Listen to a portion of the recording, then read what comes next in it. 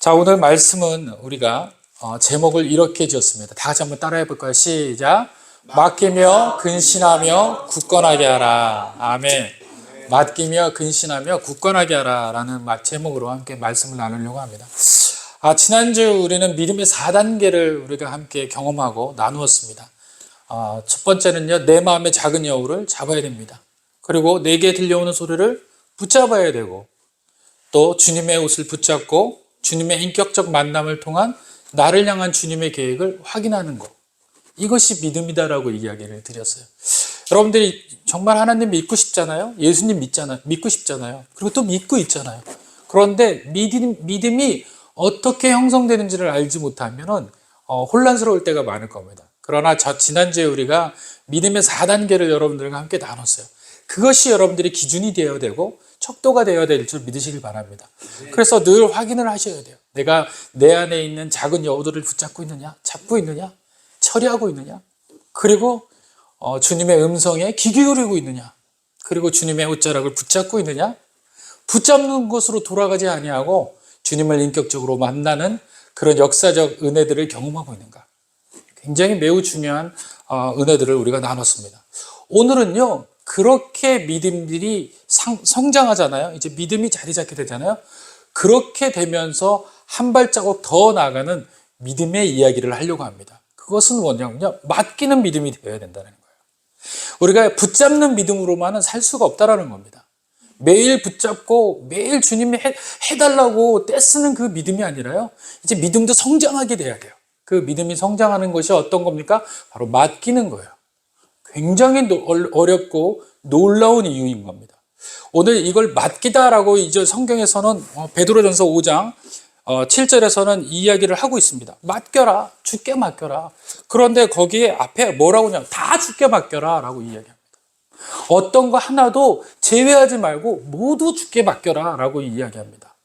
오늘 이 본문의 은혜를 가지고서 베드로 사도가 왜 이 이야기를 우리에게 전했는지, 또 이 말씀이 지금 우리에게 어떤 은혜가 되어지는지 확인해가면서 맡기는 믿음, 붙잡는 믿음에서 한 발자국 더 나가는 믿음 되시기를 간절히 축원드립니다.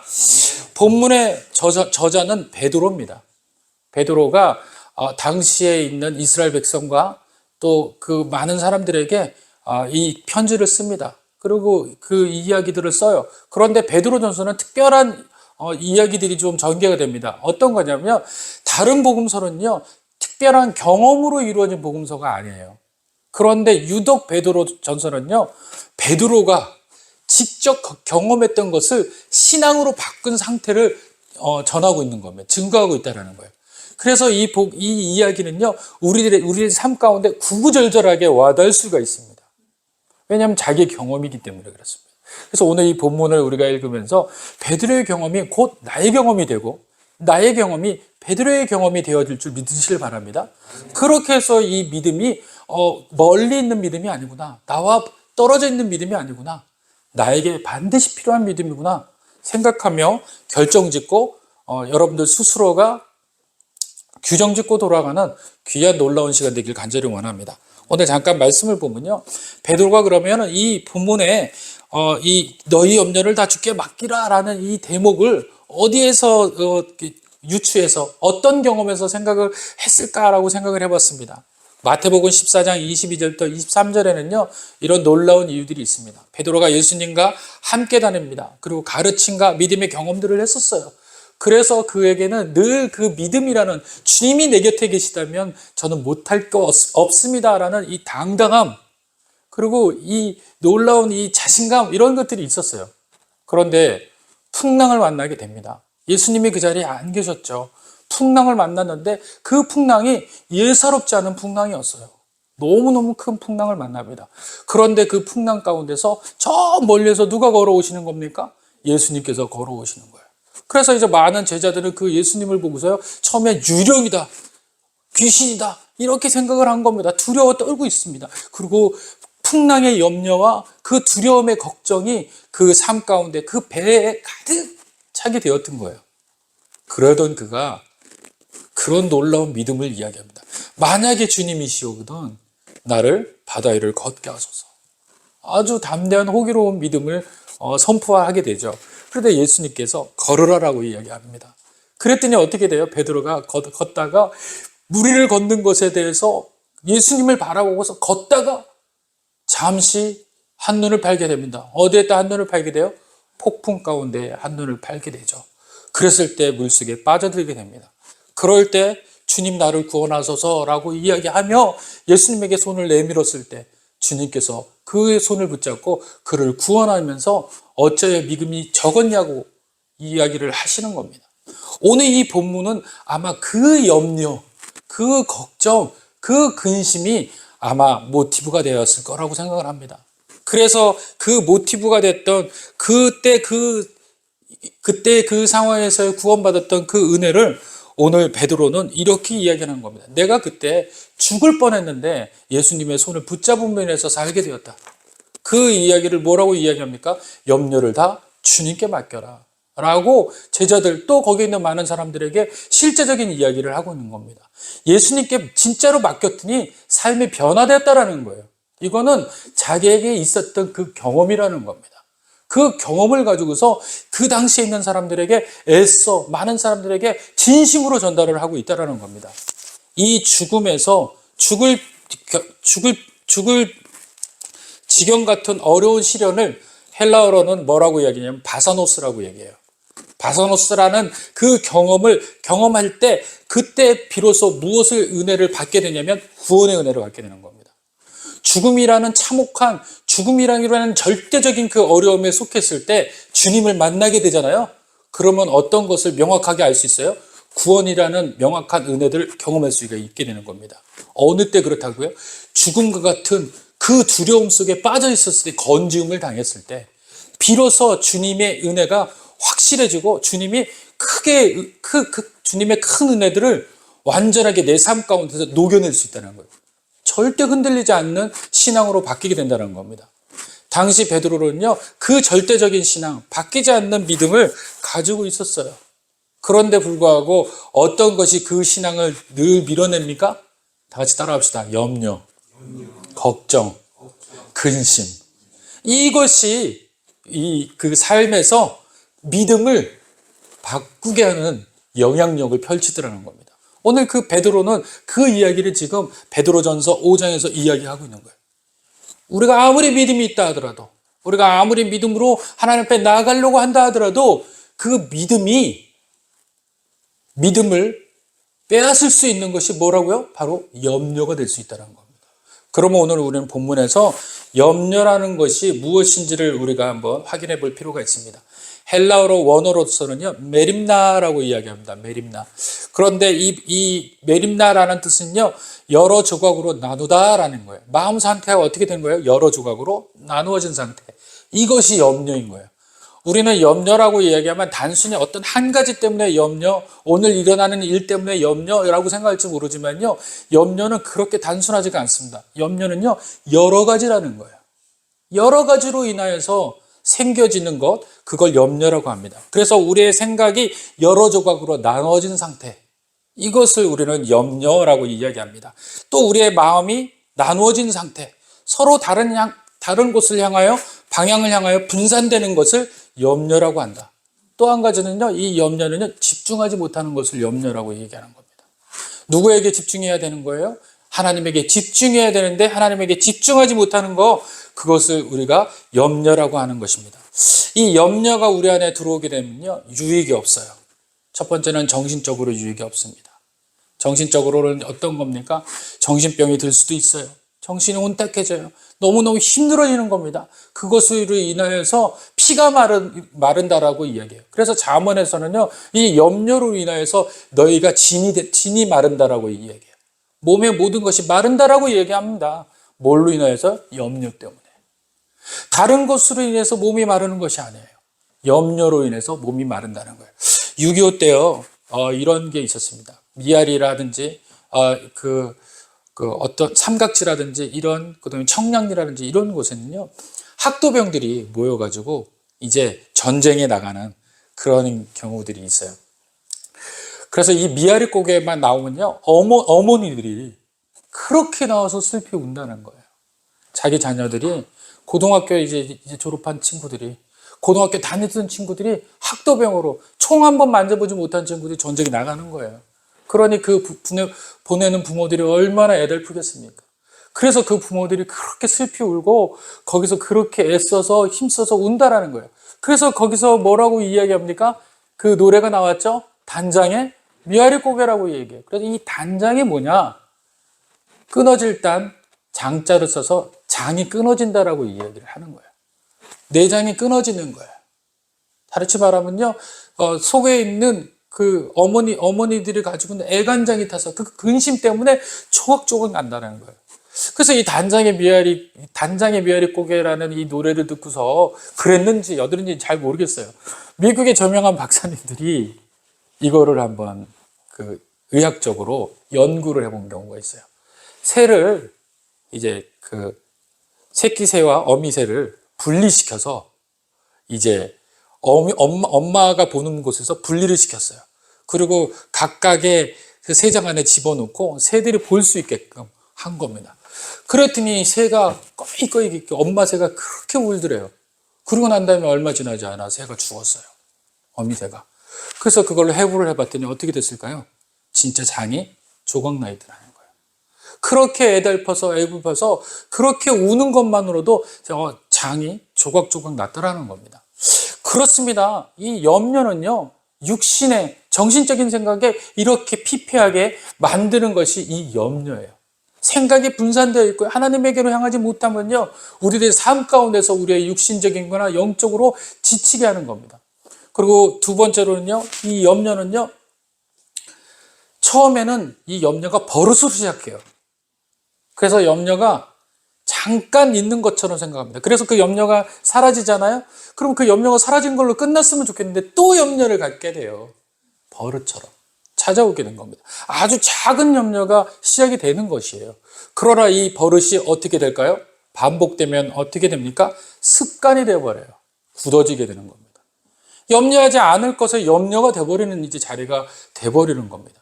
이 염려라는 건요, 하나님께서 염려하지 말라라는 이 이야기는요, 그 다음에 염려로 인하여서 그 일이 벌어진다, 안 된다라고 이야기하는 거예요. 이루어질까요? 안 이루어질까요? 염려로 인해서 그 일이 그대로 벌어지는 적이 없다라는 거예요. 염려는 말 그대로 염려로 끝나는 경우가 더 많다라는 겁니다. 그런데 이 염려가요, 나중에는 뭐가 되는 거예요? 버릇이 되고 습관이 되어버리는 거예요. 그 습관이 또 나중에는 뭐가 되는 줄 아십니까? 인격이 되어버려요. 그래서 이 염려가 이제 나중에는 자기 얼굴에 인격으로 드러나서 많은 사람들의 얼굴에 그렇게 고뇌에 찬 그 모습이 보이잖아요. 그것이 바로 이 염려가 습관화되어 버리고 인격화되어 버린 거예요. 그래서 우리는 이 염려가 습관화되고 인격화되기 전에 이 염려를 버리시길 바랍니다. 내려놓기를 바랍니다. 그것이 하나님께서 우리에게 주시는 이 염려에 대한 얘기다. 그리고 세 번째는요, 하나님을 불신하는 것이 염려예요. 하나님을 믿지 못하는 게 염려로 시작되는 겁니다. 하나님을 믿는 것은 뭐라고 해요? 믿음이다라고 해요. 신뢰라고 얘기하죠. 하나님을 믿지 못해서 오는 것이 뭐예요? 염려인 거예요. 하나님께서 통치하신 세계에 하나님의 주권적으로 만드신 창조물에서 가장 은혜로운 사람이 바로 저와 여러분입니다. 하나님 책임져 주시겠다라고 이야기를 하셨어요. 마태복음에는요, 하늘에 있는 공중에 나는 새를 보라, 들판에 있는 그 꽃들을 보라. 그들이 농사짓지도 아니하고 자기 스스로 그들이 먹을 것을 취하지 않느냐. 다시 말하면 그 취하는 이유가 뭡니까? 하나님의 주신 은혜대로 살기 때문에 그렇습니다. 그들에게는 그 농사를 지어야 된다는 염려가 없는 것이에요. 오직 주님의 주시는 그 주권 안에서 주님이 주신 은혜 가운데서 살게 되는 줄로 믿으시길 바랍니다. 그런 인간보다도 한참 떨어져 있는 그 짐승들에게도 하나님이 하물며 주시거든. 인간의 창조물 중에서 가장 큰 창조물이라고 하는 인간에게 하나님의 은혜가 더하지 않겠느냐라고 말씀하시는 그 말씀이 바로 우리들에게 이 염려를 내려놓으라는 말씀인 줄 믿으시길 바랍니다. 그래서 염려는요, 하나님을 신뢰하지 못하는 것으로 시작된다. 하나님을 믿지 못하는 것으로 발전하게 된다. 이것이 염려라는 것입니다. 그리고 마지막으로는요, 이 염려는 하나님과 우리의 관계를 틈이 생기게 하는 게 이 염려입니다. 그래서 염려라는 것은 뭐예요? 바로 틈이라고 생각하시면 돼요. 하나님과 우리 관계의 틈, 이것이 염려입니다. 그래서 오늘 이 말씀의 하반절에는요, 그 틈 때문에 생겨나는 일들을 나중에 베드로가 경고해 주고 있어요. 그건 우리가 나중에 한번 보도록 하고요. 그렇다면 이 염려를 우리가 어떻게 하는 것이 나을까라는 겁니다. 성경에서는 이것을 맡기다라고 이야기합니다. 염려를 맡겨라 라고 말씀해 주시는 거죠. 여러분들 오늘 본문에서 살펴볼 수 있듯이 너희 염려를 다 주께 맡기라 라고 이야기합니다.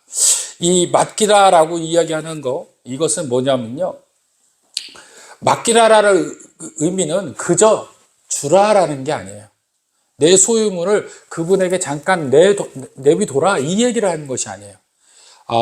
헬라어로 또는 원어로는요, 우리나라의 맡기다와 이스라엘에서의 생각하는 맡기다는 틀려요. 우리는 잠깐 우리의 짐을 잠깐 도와두는 거, 보관해 두는 거, 이걸 이제 맡기다라고 이야기하는데, 성경에서 이야기하는 맡기다는요, 그게 아니에요. 던지라는 거예요. 던지라. 나의 짐을 어떻게 하는 거예요? 나의 그 염려를 던져버려라. 던져라. 누구에게 던져라는 거예요?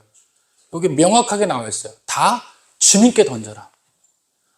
던지라는 거예요. 그리고 더 정확히 말하면요, 하늘 위로 던져라라는 거예요.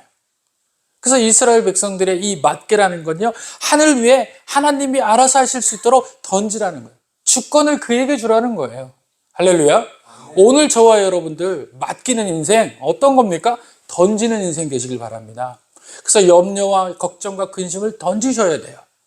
그렇게 던지셔서 하나님의 은혜를 사랑하고 또 그 은혜를 통하여서 기뻐하는 저와 여러분들이기를 간절히 원합니다.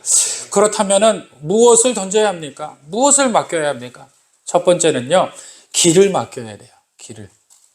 내 길을 맡겨야 돼요. 그래서 성경에서는요, 이렇게 이야기합니다. 시편 37편 5절에서 6절에 보면 너의 길을 여호와께 맡기라. 저를 의지하면 저가 이루시고 내 의를 빛같이 나타내시며 내 공의를 정오의 빛같이 하시리로다. 아멘.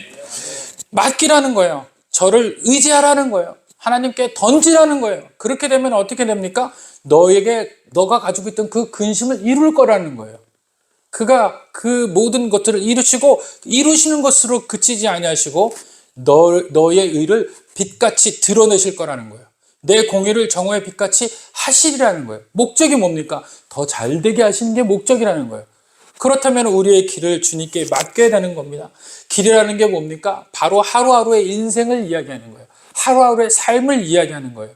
그냥 내버려 두는 것이 아닙니다. 날마다 일어날 일들을 주님께 맡겨야 되는 거예요. 주님께 던지는 거예요. 거기서부터 근심과 걱정이 사라지게 되는 겁니다.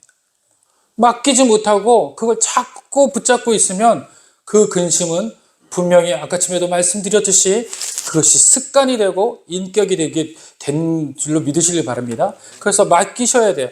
요한복음 14장 6절에는 이렇게 또 이야기해 주고 있습니다. 예수께서 가라사대 때 내가 곧 길이요 진리요 생명이니 나로 말미암지 않고서는 아버지께로 올 자가 없느니라. 맡기라는 거예요. 주님에게 맡기라는 겁니다. 출애굽기 13장 22절에는 하나님께서 이렇게 이야기합니다. 여호와께서 그들 앞에 행하사 낮에는 구름 기둥으로 그들의 길을 인도하시고 밤에는 불 기둥으로 그들에게 비추사 주야로 진행하게 하시니 길을 인도하신다라는 거예요. 우리의 길을 맡기면 주님께서 인도하실 줄 믿습니다. 그분은 분명한 뜻이 있습니다. 왜 맡기라고 합니까? 그분은 뜻이 있어요. 우리에 대한 뜻이 있습니다. 그리고 계획이 있으십니다. 그리고 목적이 있으세요. 우리의 삶 가운데 어떤 것이 최선인지를 아시는 분이 바로 주님이신지를 믿으시길 바랍니다. 그래서 주님이 너의 길을 맡기라는 거예요. 너의 길을 최선의 길로 바꾸겠다는 겁니다. 그리고 일생을 맡기라고 이야기합니다. 그리고 삶을 맡기다라고 이야기를 합니다. 잠언 16장 3절에는 너의 행사를 여호와께 맡기라. 그러면 너의 경영하는 것이 이루리라. 이렇게 이야기를 하고 있습니다. 그래서 오늘 말씀을 듣고 우리는 믿음을 성장시키는데 어떤 성장시켜야 돼요? 맡기는 은혜로 성장되는 믿음 되시길 간절히 원합니다. 두 번째는 어떤 것을 맡겨야 됩니까? 짐을 맡겨야 돼요. 짐을. 시편 55편 22절에 보니까 내 짐을 여호와께 맡기라. 그가 너를 붙드시고 의인의 요동함을 영원히 허락하지 아니하시리로다. 짐은 상징적으로 고통, 고난, 책임, 부담 이런 걸 이야기를 하고 있습니다. 갈라디아에서는 이 짐을 두 가지로 이야기하고 있어요. 첫 번째 6장 2절에는 너희가 서로 짐을 서로 지라라고 이야기하고 있고요. 5절에는 각각 자기 짐을 지라라고 이야기를 하고 있습니다. 2절에서 나오는 너희가 짐을 서로 지라라는 이 짐은요, 너희가 들 수 없는 짐이에요. 그러니까 우리에게는 어떤 짐이 있는 거예요? 들 수 없는, 우리가 해결할 수 없는 짐이 있다라는 겁니다. 그것을 주님은 맡기다라고 얘기하는 거예요. 네가 할 수 없다라는 거예요.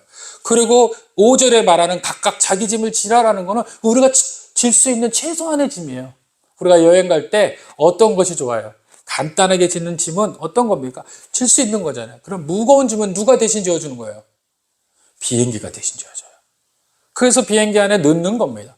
우리가 짐을 질 수가 없기 때문에 우리가 비행기를 통하여서 짐을 나르는 거예요.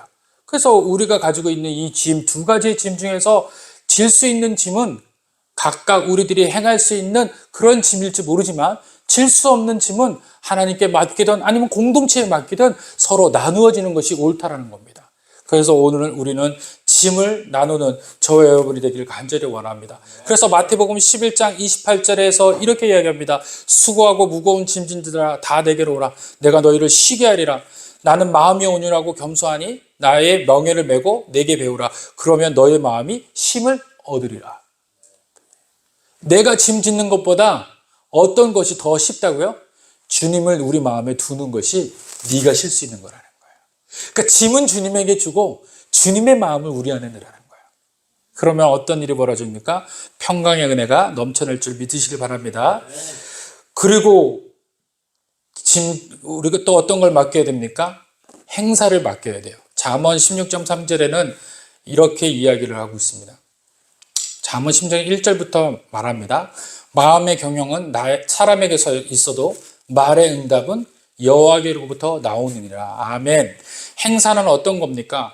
바로 우리의 경영이에요. 모든 일들이에요. 이 일들을 주님께 맡기라는 거예요.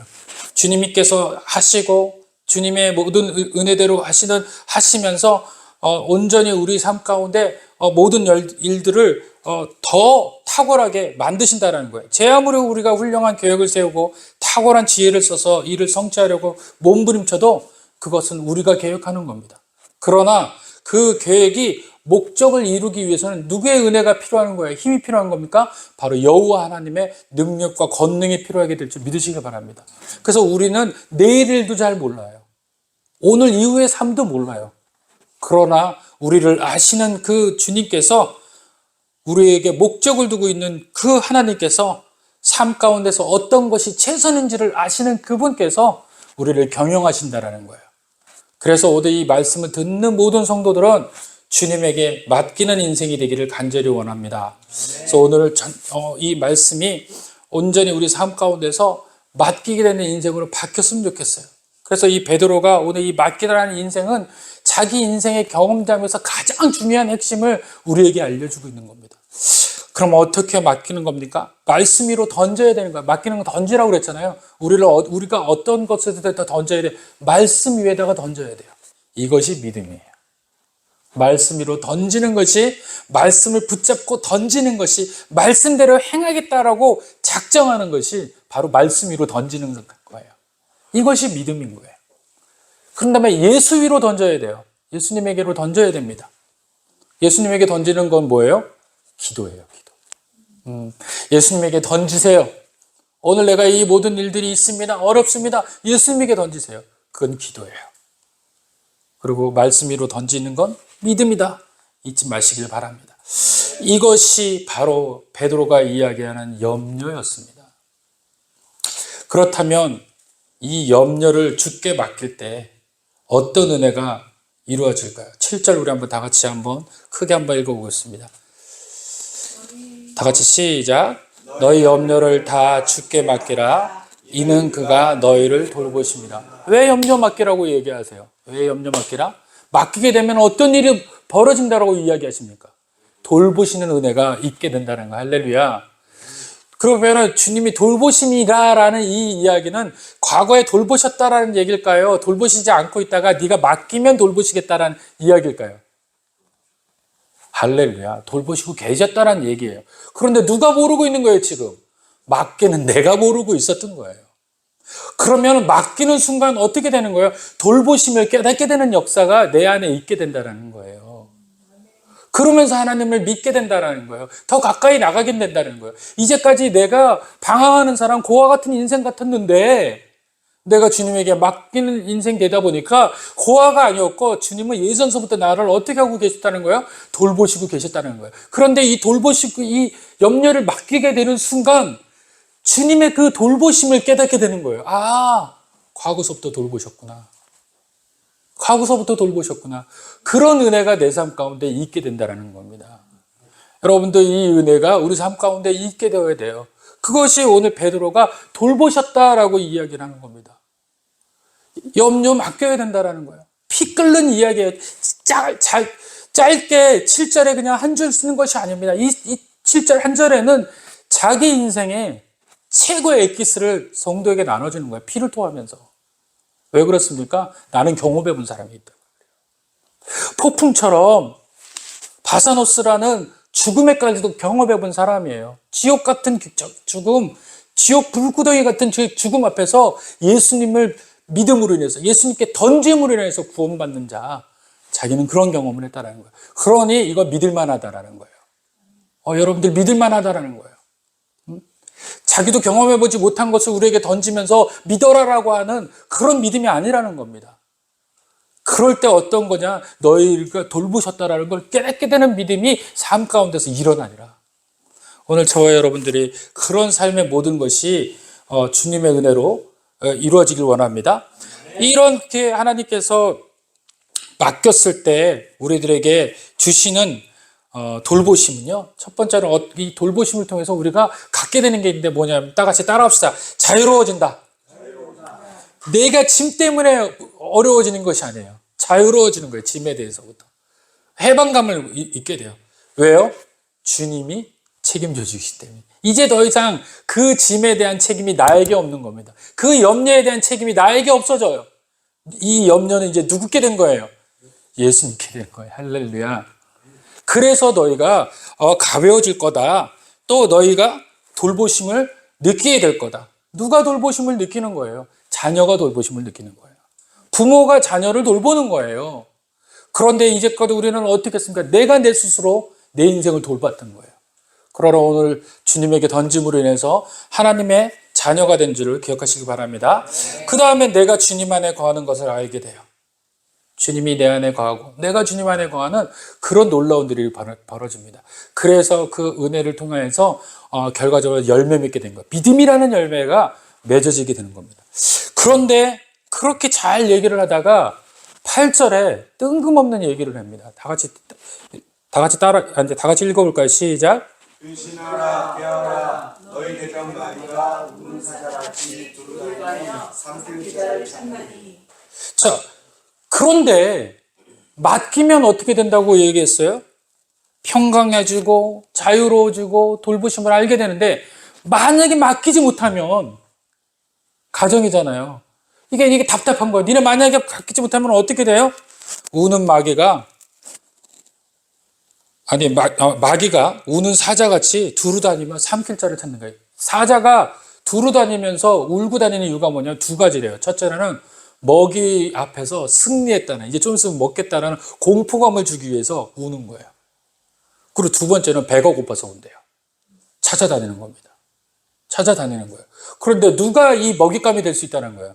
염려로 가득한 자가 먹잇감이 된다는 거예요.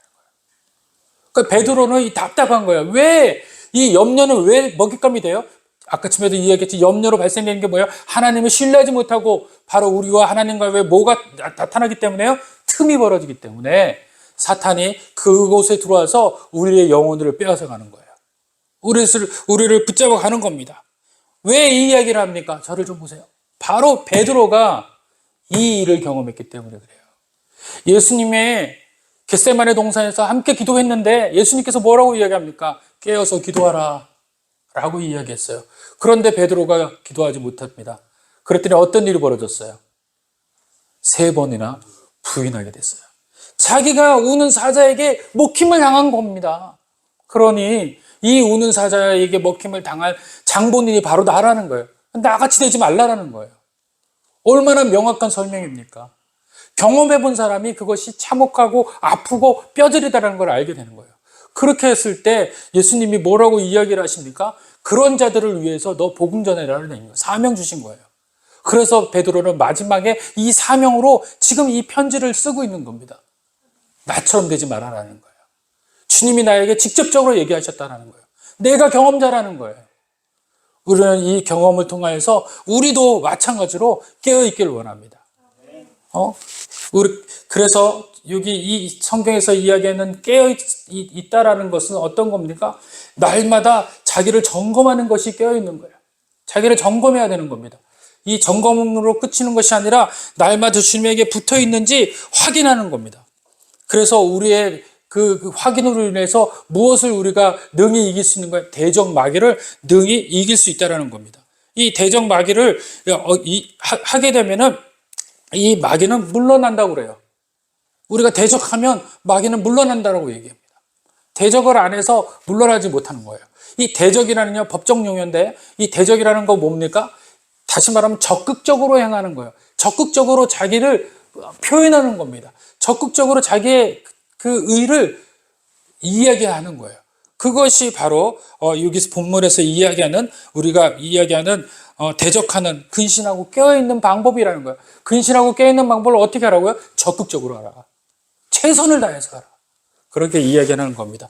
9절에 보니까 그렇게 되면 어떻게 됩니까? 너희 믿음이 굳건하게 된다. 굳건하게 된다. 우리의 마지막 그 은혜는요, 이 염려가 사라짐으로 인해서 끝나는 것이 아니라 우리가 염려가 사라진 그 자리에 늘 근신하며 깨어서 그 염려 대신 주님과 내가 동행하고 있는지, 주님을 붙잡고 있는지, 주님과 함께 가고 있는지를 점검해야 되는 거예요. 그러고 난 다음에 그 점검이 굳어질 수 있도록 만드는 거, 그것이 믿음이다. 오늘 그래서 우리 지난주에 연속해서 우리가 믿음에 대해서 배웠습니다. 오늘 믿음이 우리 삶 가운데에서 자리 잡고 또 염려가 떠나게 되는 역사가 삶에서 일어나기를 원합니다. 주님에게 맡길 때, 주님에게 염려를 던질 때 우리가 온전하게 될 줄 믿으시길 바라며, 또 그것으로 끝나는 것이 아니라 근신하며 정신을 바짝 차리고 잠들지 않고 깨어있을 때 우리가 온전한 믿음으로 주님 앞에 바로 서게 될 줄로 믿으시길 바랍니다.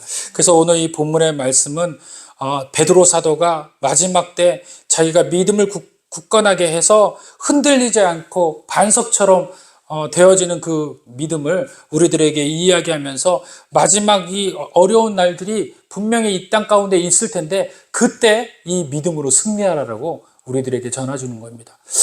사랑하는 성도 여러분, 염려, 걱정, 근심 있습니까? 두 가지 생각으로 나누어주고 있습니까? 그 모든 생각을 주님께 던져버리시길 바랍니다.